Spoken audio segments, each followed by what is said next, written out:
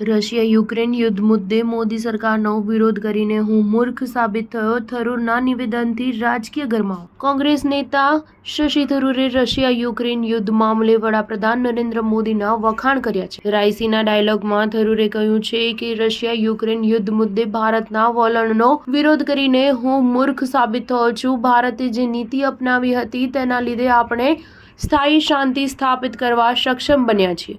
થરૂરના નિવેદનથી કોંગ્રેસમાં આંતરિક સ્તરે ઘમસાણ સર્જાઈ શકે છે. રાયસીના ડાયલોગમાં શશી થરૂરે જણાવ્યું હતું કે મેં રશિયા યુક્રેન યુદ્ધ મુદ્દે ભારતની ટીકા એટલા માટે કરી હતી કારણ કે એ હુમલો યુક્રેનના સાર્વભૌમત્વ પર થયો હતો.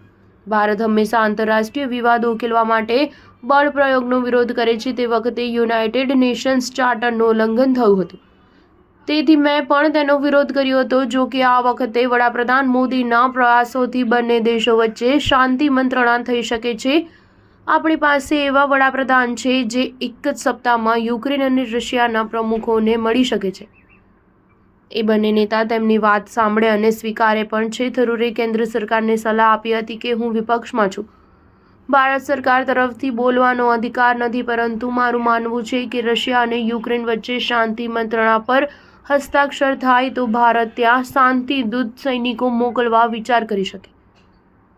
ભૌગોલિક તેમજ રશિયાની શરતને આધીન ભારત શાંતિ સૈનિક મોકલી શકે છે. રશિયાએ સ્પષ્ટતા કરી હતી કે તે નાટો દેશોમાંથી આવતા શાંતિના દૂતનો સ્વીકાર કરશે નહીં, એટલે યુરોપની બહારના દેશોએ શાંતિદૂત મોકલવા પડશે. તો આ ભારત માટે એક તક છે. થરૂરે કહ્યું હતું કે ભારતે અગાઉ 49થી વધુ શાંતિ મિશનમાં સહયોગ આપ્યો છે. આ શાંતિ મંત્રણા માટે ભારતનો પ્રયાસ કારગર સાબિત થશે એવા સંકેત પણ છે. 2003માં ઈરાકમાં શાંતિદૂત તરીકે ભારતીય સૈનિકો જ મોકલવામાં આવ્યા હતા. સ્ટાર ન્યૂઝ 7 હંમેશા સચ્ચાઈની સાથે.